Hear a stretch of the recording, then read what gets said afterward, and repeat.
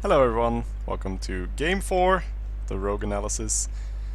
Aha, a mage opponent.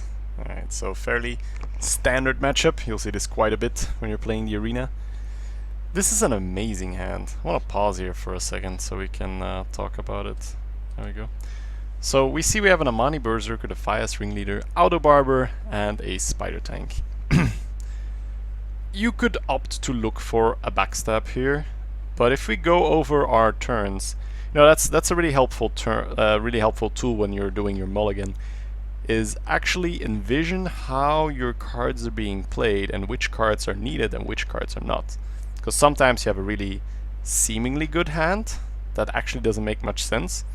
Like having a Spider Tank and a Dark Cultist in your opening hand, but not having a coin. It doesn't make much sense. You can't play 2 3-drops. Unless it's going to be a 3-drop and then a 3-drop on turn 4. Sometimes you have a seemingly bad hand, but it actually all works out nicely. Now, what do we have here? We have a coin and a Defias Ringleader. That's almost always going to be turn 1, unless our opponent, puts down a Clockwork Gnome or whatever. We'll probably dagger it down. So we have coin Defias Ringleader. Then turn 2, we could opt to either dagger up, if it makes sense. Like let's say he has a Chugga Chugga. We can use our 2-1 and our face to kill his Chugga. Or, if he opts to ping our 2-1, we can play Amani Berserker. Then turn 3, Spider Tank is really solid. And as I said, Auto Barbers is always good to have in the opening hand. Because let's say we go for the dagger play into the Chugga Chugga. Yeah, we'll be frozen, so maybe Chugga Chugga not the greatest example. But, in general, I never mulligan Auto Barber. It's always going to be useful, even if it's only coming down on turn 4. Having that dagger there, really, really top tier card. So, there we go. Super good opening hand. The only thing that could make it better is, like having a backstab. But I don't even know what I would want to replace, so... No, top tier hand here. So if our opponent doesn't play anything, coin Defias will be the play, and yeah, that's what it's looking like right now. That's really nice.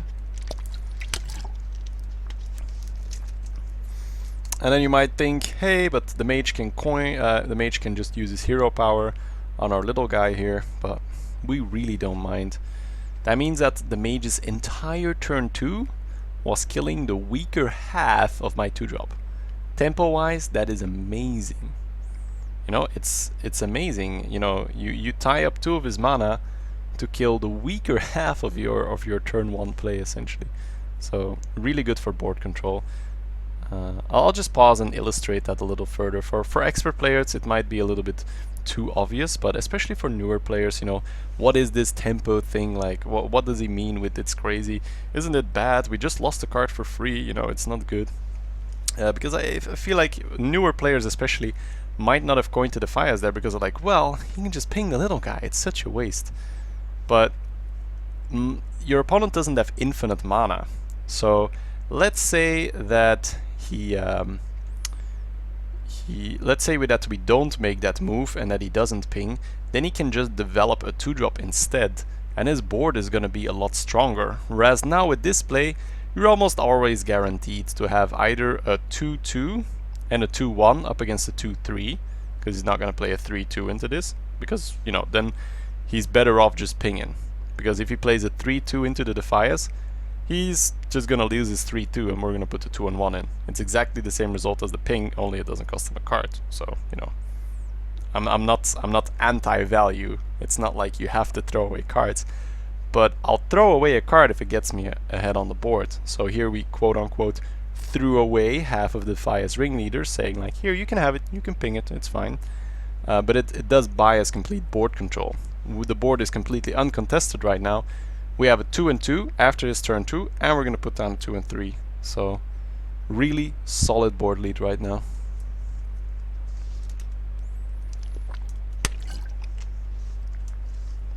Right, our opponent has to play off curve. That's great for us. A 3-2 trades in really nicely with our 2-2. And then we have an interesting choice here to make. We have 2 3-drops here. It's not really good to dagger or play barber here, so we're going to play a 3-drop. Now, which 3-drop makes most sense? A lot of people, once again, might say, hey, we'll play Spider Tank, because if we play the Crusader, he could ping the shield off. But that's something that I don't mind at all, because if he pings the shield off, he's developing a 2-drop rather than a 4-drop, which is pretty big, so Once again, I don't mind my opponent hero powering. Second of all, if we play Spider Tank and he ends up playing a Yeti, turn 4 we are going to play our dagger and the barber most likely. So we'll have a 2 damage dagger and a 3 damage minion to kill his 5 health 4 drop. He could always play a water elemental, but you can't really play around the water elemental with this hand, so there's no use in thinking about that. So we'll play the Scarlet Crusader, because if we use her Divine Shield and our face into the Yeti, she survives, whereas a Spider Tank would die, seeing as the Yeti is going to deal 4 damage. So it's always good to think, what is my opponent most likely going to play next turn, and then see like which cards match up better. He chooses to play off curve here, that's fine. We can only play for what the most likely turn of events is, and him playing a 5 health minion was the most likely turn of events. Alright, a mad scientist. This brings a lot of theory crafting, well, not theory crafting, but just a lot of thinking to the table. So once again, I'm just gonna pause it for a second because I'm explaining my plan here to the student, and it's a bit of a, you know, you can come to the same conclusion if you spend a lot of time and look at the board and see like what is the best possible outcome. Because Mad Scientist, I'd say on average brings more mirror entities than anything else. So whenever you see a Mad Scientist, you can see like, okay, our opponent is 3-0 most likely, he's gonna have a good deck. It's unlikely that he whiffs here. It's likely that the Scientist is gonna bring a secret. And then once again, it's more likely to be mirror entity than anything else. So how do we go about that in the best possible manner? I would start off by backstabbing the Mad Scientist, seeing what secret he gets. If he gets a secret, yes or no. If he doesn't get a secret, we can just play the Dragonling mechanic, because Dagger and Barber is really not that necessary. If he does get a secret, we can go face first with the Scarlet Crusader to check for a Vaporize or an Ice Armor, once again to see, is it mirror entity, yes or no. If nothing has happened by that time, we can use our Dagger, play the Barber. If it's mirror entity, he'll copy the Barber, and then we can use our face into the Barber, nicely cleaning his board up, getting rid of that mirror entity. You might also say, hey Shady, but why don't you just play your dudes first and then kill the Scientist? You don't have to deal with the mirror at all. That's not really true, right? The mirror is still gonna be there, and turn 5 I'm probably gonna want to play a Tiger. I do not want to give him a Tiger. So I want to get rid of that secret this turn if possible. So here we go, we're gonna start the sequence, see what's going on. Backstab, it fetches him a secret. Step 1, we check for the secret. Step 2, we see if it's any secret like Ice Armor or Vaporize. It is not, Ice Barrier or Vaporize. Step 3, we check for the mirror entity. There we go. And it's a mirror entity, so now we can cleanly kill it. We have a nice board. And that was a play that could have very well gone very different, left him with a mirror entity, and our Tiger would have been blocked out next turn. So it's always good, especially when your opponent has a secret, to slow down, look at your hand, see what the options are. He oozes us, that's unfortunate, but hey, it was a quote-unquote free weapon anyway. Because the Barber, you know, still a body. It's not like we paid a deadly poison or anything. This is why Barber's amazing. My weapon got oozed, and, you know, I'm not even mad. It was all good. So here, because we dealt with the mirror entity, we can now develop the Tiger and just take the good trade. We'll trade in the 3 and 1 minion rather than the 3 and 2 minion for obvious reasons. And then, yeah, Tiger on the board. And I feel like we've just played well in the early game, out-tempoing our opponent, making sure that we're the ones dictating the pace of the game. We are the ones with the initiative, we choose what trades where, etc. Okay, so we see that our opponent has 6 mana. That means that Flame Strike is around next turn. You want to play a little bit around Flame Strike here. So what are we thinking here? I'm thinking that I want to develop this Dragonling mechanic, seeing as it's still quite a lot of presence on the board, but I don't mind it if it gets Flame Struck, because it's still 1 card. I could play Ogre Ninja to play more on Flame Strike, but then I'm just gonna put my Tiger in ping range if they wanna trade the board. You can see that, right? If the Tiger hits a 4-4, he can just use his hero power, and he doesn't even have to Flame Strike. We still wanna make him Flame Strike. Alright, so we're gonna take this easy trade with the Barber and our face to protect our Tiger, to make sure it's not in ping range. Oops. But I wanna touch on that thing that I said earlier, because for some people it's gonna be very clear what I mean with that. You know, you have to make him Flame Strike, but for other people it's gonna seem bad. Like, why would you give him a decent-ish Flame Strike? Well, The only thing worse than a mage that flame strikes is a mage that doesn't have the flame strike, because he will then develop a big minion, and you'll be like, oh crap, he just developed a big minion, I'm gonna have to put some dudes on the board to deal with that, and then he flame strikes you, and then he has a big minion that's going face, so he has a ton of pressure behind the flame strike. So that's why you always want to keep your opponent on under pressure. Say like, okay, you can flame strike me, but you're not gonna just develop a dude and then flame strike, because I'm gonna use my board to kill your big dude. So always develop enough minions to deal with his threats, but you know, you don't have to play 5 or 6 minions, you know, you don't have to give him that much value. So you see, it's really come down to a science whether, you know, how to deal with a flame strike. And here I can make this trade, but assuming he's going to flame strike, he's gonna put that guy into the tiger anyway. So here I want to deal 5 face damage, because, you know, we are a rogue after all, we are an aggressive class, we don't want to take the mage to the mega late game, so 5 to the face is decent. Looks like he just top decked, yeah, he top decked the flame strike. It's a decent play for him, it's not great, it would have been better for him if we traded. Now he takes 5 extra to the face. Alright, we drew a Goblin Auto Barber, so here once again you have 2 plays. You can choose to go face for 1, re-dagger and play Ogre Ninja, which is the economic play. It's definitely the play that is slightly more value oriented, because you get 1 extra charge of your dagger. However, I feel that by not developing the body of the Barber, we just put way less pressure on our opponent. If we develop the Ogre and the Barber, you develop 9 power of the board, plus 2 of the dagger, that's 11. Whereas if we Ogre Ninja, hit his face, re-dagger, that's only 7. So, you know, 4 power less on the board that particular turn is not really what I want. So there we go, lots of pressure, 11 damage ready, opponent being on 15 health, meaning an Eviscerate top deck could be lethal. Another secret here, that's pretty annoying, especially because we're going into turn 8.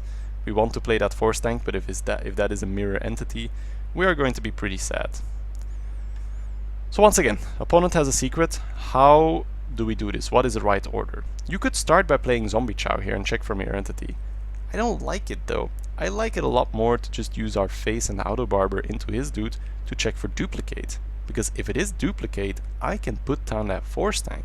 Whereas if I play Zombie Chow and it's not mirror entity, I can no longer play the force tank, I won't have the mana. So ordering when checking for secrets is also very important.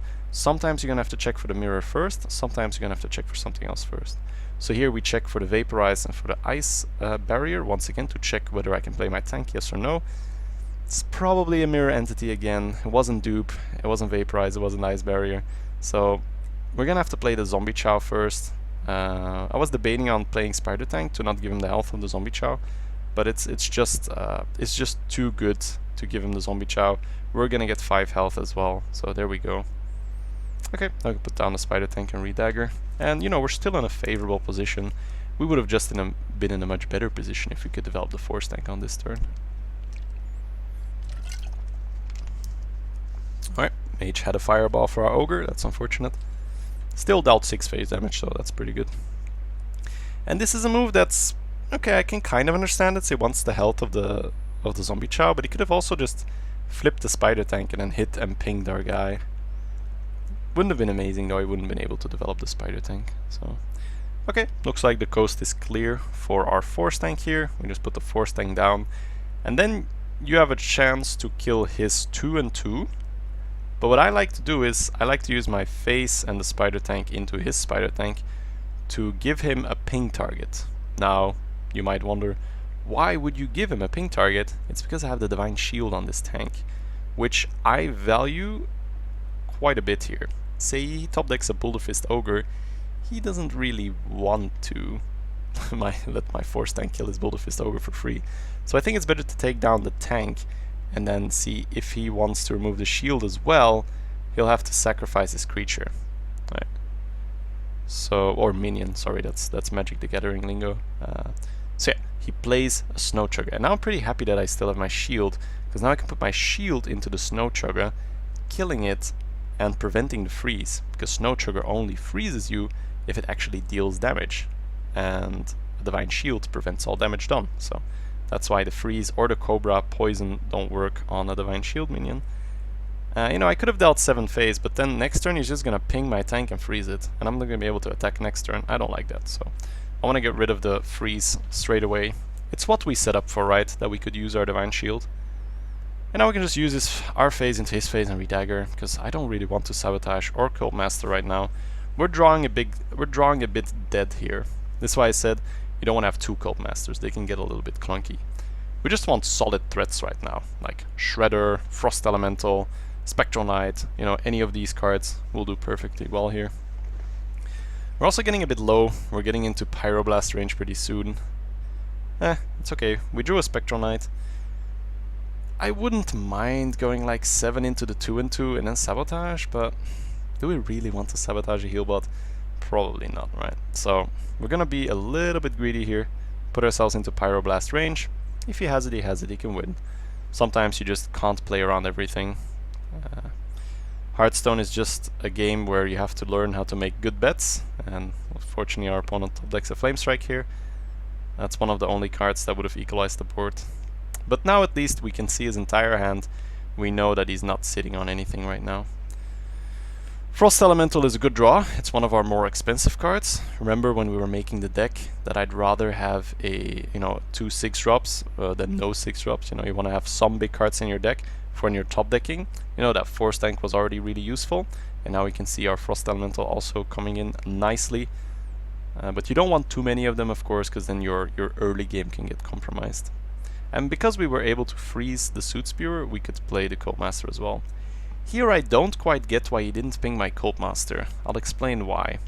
If he had pinged the Cult Master, he would have forced the trade with the Cult Master in something, otherwise he can just ping the Cult Master again next turn. I mean, I'm a rogue, and I've been sitting on this card for quite a while.